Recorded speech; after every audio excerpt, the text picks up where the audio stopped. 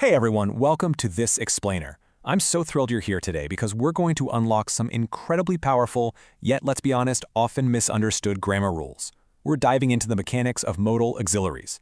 These are those tiny little words in English that carry a surprisingly heavy weight, handling everything from a polite request to an absolute ironclad legal obligation. Let's get right into it. Okay, let's look at our roadmap. First, we'll cover the golden helper rule. Second, unpacking will and would. Third, mastering shall and should. And finally, a quick test your knowledge quiz. So, moving right into part 1, the golden helper rule. To really understand these specific words, you kind of have to think of them as the ultimate sidekicks. An auxiliary verb, words like will, would, shall, should, can, could, may, might, and must, well, they literally cannot act as a full main verb on their own. It's structurally impossible. They absolutely always need a main character, a main verb to follow them. Basically, they attach themselves to an action just to modify its meaning. All right, part 2, unpacking will and would. Now that we know their sidekicks, let's examine our very first dynamic duo, starting with the superpowers of the word will. It handles quite a few different tasks for us. It can express a simple desire or consent, like saying, I will take this duty.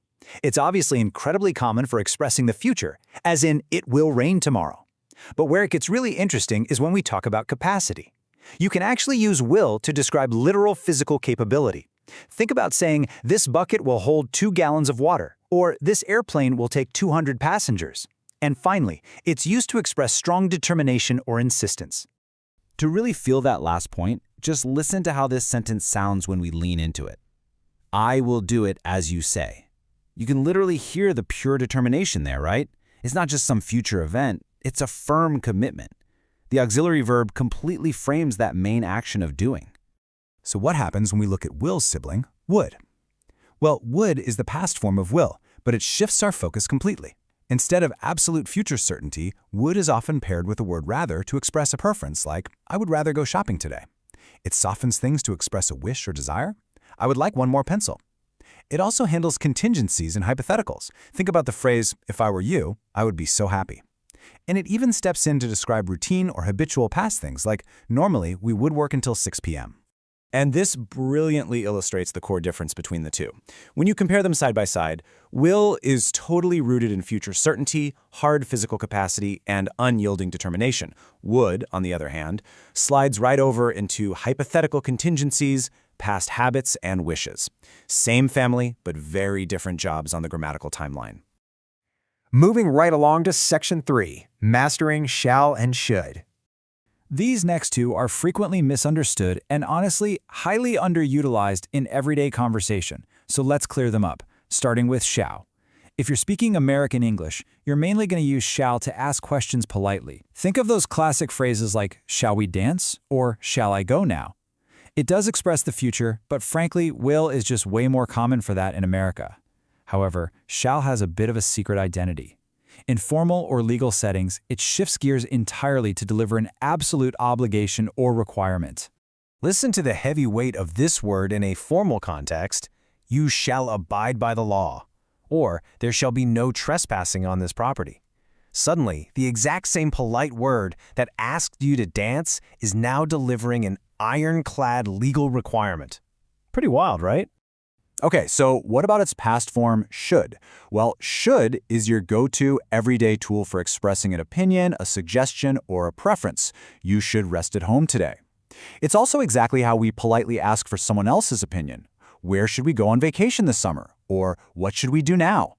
And finally, we use it to state something that's expected or correct, like looking at a map and saying, there should be an old city hall building right here. Now, what's really fascinating here is that should is also the key ingredient for expressing a very specific human emotion, regret over something that didn't or couldn't happen. And there is an exact mathematical formula for this grammar rule.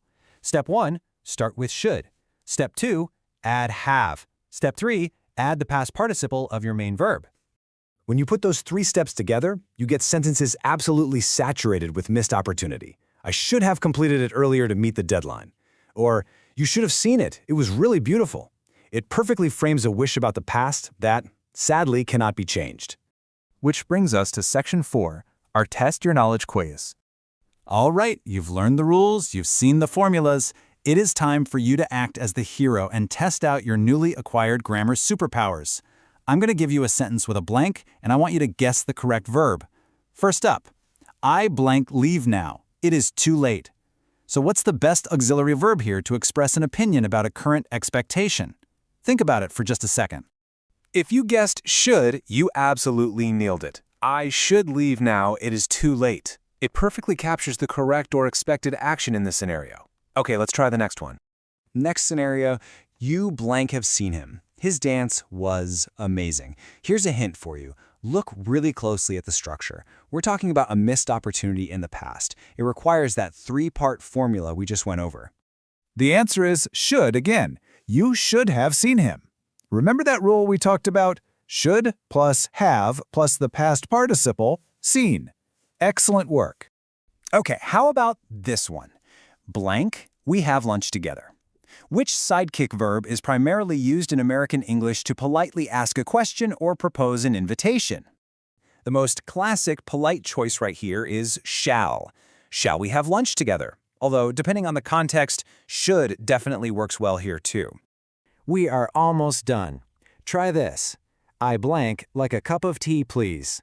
What verb operates alongside like to express a polite wish or desire? The answer is would. I would like a cup of tea, please. It flawlessly and very politely softens the request. And that brings us to our final question. Blank, we read the email. I'm actually not going to give you the answer to this one. Based on everything we've unpacked today, the politeness of shall, the suggestion of should, the determination of will, the contingencies of would, how does the meaning of this entire sentence change depending on which word you put in that blank? I'll leave that with you to figure out. Thanks so much for joining me on this explainer. Keep applying those rules and keep learning.